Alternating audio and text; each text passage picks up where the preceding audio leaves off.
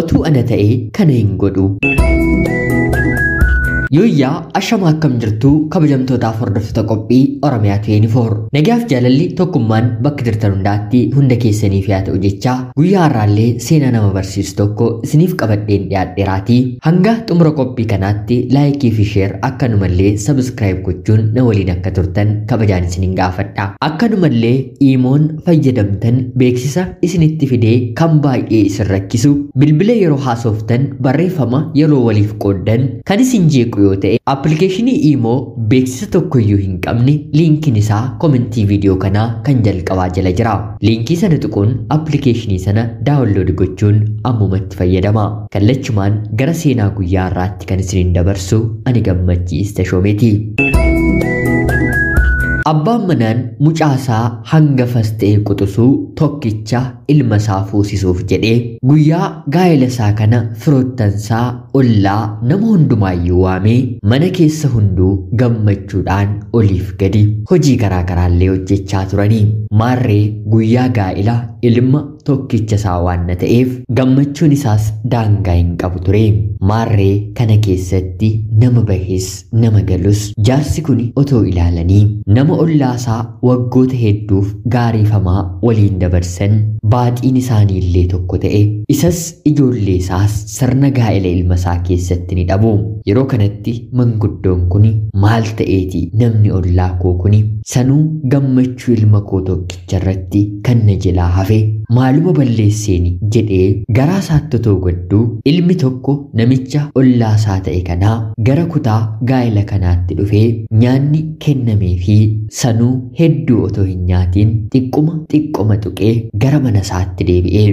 Yeroo kana namichi ilmi isaa fuudhu kun hafuun isaanii kan itti hanqate kan dhufe ilmi isaanii immoo nyaata qophaa'eefiitti itti haasa'ee deema. Kanarra otoo hafee harka meeqa ture jechuun baay'ee ammas itti gaddee.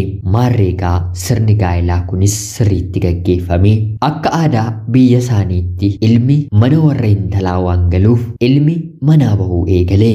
Sanaan warreen konkolaataa qaban kilaaskii isaaniitiin piip gochuu eegalanii warreen dhaabbatan immoo sirba gaa'elaa nama gammachiisu guyyaa gaa'elaa irratti weeddifamu bifa ho'aa fi namatti toluun sirbuu eegalanii.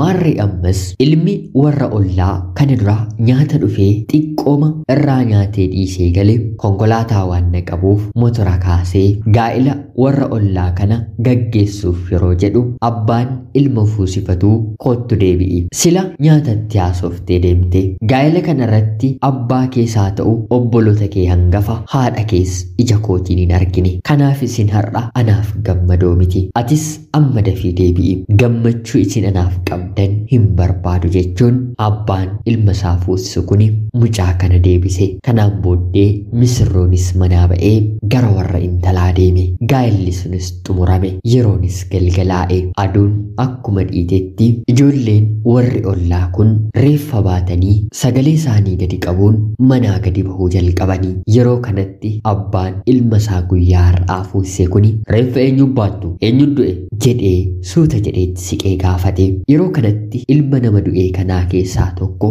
har'a ganamaan abbaa keenyatu boqote haa ta'uutii garuu otoo hin du'in dura tarii duuti koo gammachuu nama kanaa jeequu waan danda'uuf hanga gammachuun isaa xumuramutti hin boo'inaas reeffa kiyyas manaa hin baasinaa jedhee nu kakachiisee du'e. Kanaaf nutis reeffa qabannee guyyaa gammachuu kee hin booressinu jennee mana keessa turre jechuun ilmi yeroo itti dubbatu abbaan guyyaa har'aa ilma isaa fuusise kun wallaahi otoo ana ta'e kanan godhu kanan yaadu fayyaatti oolmaa hedduu naaf goote duutees gaarummaan kee na biraa hin hafne jechuun gadda guddaa keessatti kufe. Al takka namoota nuti barbaannu namoota nuti jaallannu guyyaa gammachuu yookiin immoo guyyaa gaddaa keenyaa isaan dhabna. Tarii guyyaa gammachuudha yoo ta'e gammachuu keenya keessatti madaa akka hin facaafneef gammachuu keenya nuuf eeguuf jecha nu jalaa hafaniiru ta'a. Hunduu gammachuu keenya irratti kan hirmaate kan nutti naafe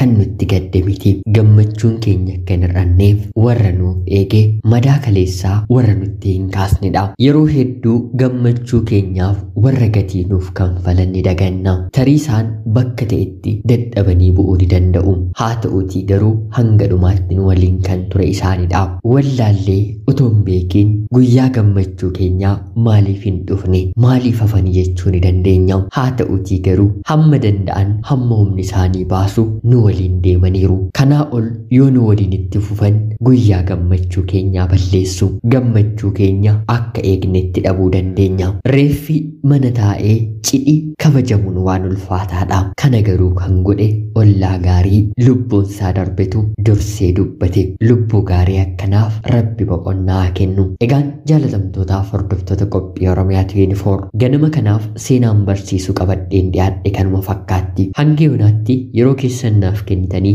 dhaggeeffachaa turuu keessaniitiif guddaa galatoomaa. Appilikeeshinii moobaayilii Imo beeksisa tokkoyyuu hin qabne yoo barbaaddan kan bitame bilisaan akka fayyadamtaniif liinkiin isaa komentii viidiyoo kanaa kan jalqabaa jala jira. Kan isirraa eegamu liinkii sana tuquun appilikeeshinii sana daawunlood gochuun itti fayyadamuudha. Qophii seenaa gara biraa barsiisootiin hanga walitti deebinutti bakka jirtan maraan turte gaarii.